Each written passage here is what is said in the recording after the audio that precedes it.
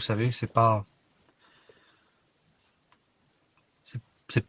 quelque chose de factice, c'est vrai. Il est vraiment le bon samaritain. Il est vraiment celui qui s'arrête. Il s'arrête sur notre faillite, sur nos interrogations. Il s'arrête sur nos peurs. Il s'arrête sur le chemin qui semble long parfois pour nous. Et sur ce chemin, comme l'image de ce samaritain où les hommes viennent abattre, dépouiller cet homme, le mettre à nu, lui il vient. Et c'est vrai, il vient. Et je bénis Dieu parce que ce soir, il est là. Et il vient. Il vient. Et Dieu veut encore, dans cette soirée, nous bénir. Il veut encore se révéler dans sa grâce. De qui je pourrais vous parler d'autre si ce n'est que de Jésus, moi? Il n'y a rien d'autre que lui, de toute façon. Il n'y a rien d'autre que lui qui peut combler un cœur. Nous le savons, nous qui sommes ici ce soir sur ce réseau. On le sait, et c'est pour ça que nous nous attachons à la prière, c'est pour ça que nous nous attachons à l'intercession, parce que nous savons qu'il n'y a que auprès du bon samaritain, le véritable Dieu sauveur vers qui on peut venir, il n'y a que lui qui peut combler nos cœurs. Et même dans l'image de cette parabole, nous voyons encore que, dans l'image de cette parabole, nous voyons encore que il va se servir d'un homme qui est méprisé, d'un homme qu'on méprisait, d'un homme qu'on ne regardait pas, parce que le peuple de Samarie, les Samaritains étaient des hommes qui étaient méprisés, qu'on ne considérait pas. Mais il a plu à Dieu de se révéler au travers des choses que l'on méprise, au travers des choses qui paraissent folles, au travers des choses que l'on ne considère pas, que le monde ne considère pas. Dieu, lui, les considère. Dieu, lui, les voit. Et voilà ce que je voudrais te dire à toi ce soir. Toi qui écoutes ces mots, Dieu te voit. Dieu voit ton cœur meurtri. Dieu voit ta tristesse. Dieu voit ta persévérance. Dieu voit ton attachement à la prière. Dieu voit, oui, vraiment ta persévérance. Continue.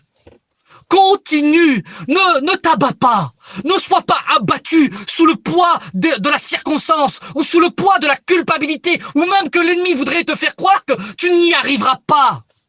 Dieu te dit ce soir qu'il est celui qui vient panser tes plaies, qui vient t'apporter une huile fraîche, qui vient t'apporter le vin qui est le symbole de la joie. Il vient restaurer ton cœur, ton âme et ta vie et il te dit encore ce soir, persévère. Persévère. C'est ce que Dieu te dit. Persévère, c'est ce que Dieu te dit. Car il veut vraiment créer quelque chose de glorieux en toi.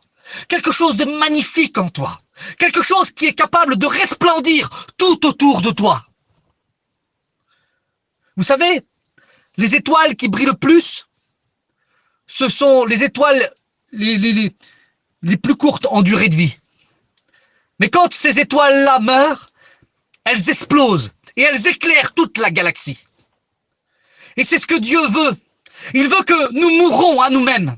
Il veut que nos sentiments, notre caractère, parfois impulsif, parfois nos sentiments qui sont parfois négatifs face à la propagation de la vie de Dieu en nous, il veut que cette vie-là meure afin que la vie de Dieu éclate dans nos cœurs. Oui, Dieu veut faire resplendir sa gloire, sa justice, son amour, sa bienveillance sur ta vie. Ne t'arrête pas. Même si des brigands sont venus vers toi et t'ont fait mal. Et il y a toutes sortes de brigands qui peuvent survenir. Toutes sortes de choses. Les pensées peut être une forme de brigands, une forme d'ennemi, qui peuvent nous empêcher de nous épanouir en Dieu. Et même parfois notre cœur peut nous condamner. Mais la Bible nous enseigne que si notre cœur nous condamne, Dieu est plus grand que cela. Je ne savais trop quoi vous dire, et je vous le dis en vérité, même encore à l'heure actuelle, je ne sais trop quoi vous dire. Mais je sais une chose, que c'est de l'abondance du cœur que la bouche parle. Et je ne suis pas prétentieux de dire que mon cœur sert Dieu. Et je sais à qui j'appartiens. Je sais que je suis son enfant, son serviteur. Et je sais qu'il est capable de remplir mon cœur. Et que de mon cœur, il puisse faire ressortir le sentiment divin pour vous. Il voudrait simplement vous rappeler ce soir que même si tu es là, meurtri au bord du chemin, assailli par les circonstances et par les difficultés, Jésus est là. Il te dit ces quelques mots. Et il serait bon que dans ton cœur, j'aimerais vous faire cette lecture, que tu puisses analyser dans quel état est ton âme, dans quel état est ta vie, où est-ce que tu en es vraiment. Si dans ton cœur tu sens une forme de lassitude face à l'épreuve et face à la circonstance, et si tes bras te... et que pour toi le chemin est beaucoup trop long, regarde ce qu'il nous est dit dans le psaume 42. C'est un psaume des fils de Corée, où il nous est dit au chapitre 42, verset 6, « Pourquoi t'as battu mon âme, et gémis-tu au-dedans de moi? Espère en Dieu, car je le louerai encore. » Je refais la lecture pour vous. « Pourquoi t'as battu mon âme, et gémis-tu au-dedans de moi? Espère en Dieu, car je le louerai encore. » Je le louerai encore. Je voudrais crier haut et fort. Même si mon âme est abattue, eh oui, même si l'ennemi tu viens, même si tu viens encore me tromper par de faux raisonnements, parce qu'il est le père du mensonge, et même si tu viens par toutes sortes de mensonges, et même si mon âme est abattue, même si je suis au bord du chemin, à l'agonie, mon âme le louera encore. Encore. Je ne me lasserai jamais, jamais. Et dites-le à votre ennemi. Dites-lui haut et fort que jamais, jamais, oh non, jamais ne vous lasserez de louer l'Éternel. Car en lui se trouve la clarté, en lui se trouve la lumière. La suite du verset nous dit, il est mon salut et mon Dieu. Alléluia. Il est mon salut et mon Dieu. Et encore, je le louerai. Encore et encore, je l'adorerai. Dans mes peurs, dans mon épreuve, dans ma prière qui est longue à venir le résultat, je louerai Dieu. Je ne me lasserai pas. Le verset 11 nous dit, mes os se brisent, mon Dieu. Parfois, l'épreuve est tellement dure. Le brigand nous a fait tellement mal. Il est un brigand. Hein. Le Dieu de ce siècle est un brigand. Le Dieu de ce siècle est un mauvais. Est une personne qui veut que le mal. Et il est celui qui vient chuchoter parfois à notre oreille, non pas à notre cœur, parce qu'il ne sait pas ce qu'il y a dans notre cœur. Bien qu'il l'imagine, parce qu'il le sait éperdument, que nous avons des cœurs pour Dieu. Il chuchote et il dit, tu n'y arriveras pas. Et je brise tes os. Je te fais mal, je suis un brigand. Mais le bon Samaritain est là. Jésus est là. Mes os se brisent quand mes persécuteurs m'outragent. Il est un persécuteur. En me disant sans cesse, où est ton Dieu?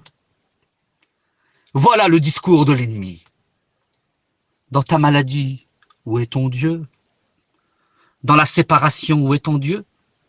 Dans ton foyer divisé, où est ton Dieu? Mais il serait bon ce soir de dire ces mots et de poser la question à ton âme. Mais pas avec une interrogation. Hein. Il ne faudrait pas que cette question soit une interrogation pour vous, parce que nous connaissons la réponse. Il faut que ce soit une grande exclamation. Pourquoi t'as battu mon âme? Pourquoi es-tu abattu? Pourquoi es-tu abattu mon âme? Et gémis-tu au-dedans de moi? Espère en Dieu, mon âme. Espère en Dieu, car je le louerai encore. Il est mon salut et mon Dieu. Encore et encore. Rien ne pourra nous séparer de l'amour de Dieu. Rien du tout. Rien ne pourra nous ôter dans nos cœurs ce que Dieu a déposé. Bien au contraire, il faut que ce que Dieu a déposé dans nos cœurs soit fructifié, puisse grandir. Et c'est ce que Dieu veut, et c'est ce que j'avais dit la dernière fois que j'avais prêché sur ce groupe. Élargissons l'espace de nos cœurs. Élargissons nos cœurs. N'atténuons pas la présence de Dieu dans nos vies. Accordons-lui toute la place. Et même si nous sommes à demi-mort, sur ce chemin, et que l'ennemi vient outrager nos cœurs, et même si notre âme est abattue, disions et haut et fort, je louerai l'Éternel encore. Encore et encore. Mon âme ne se lassera jamais de louer l'Éternel, car il est le Dieu de mon salut. Il est mon sauveur et mon roi. Et aujourd'hui,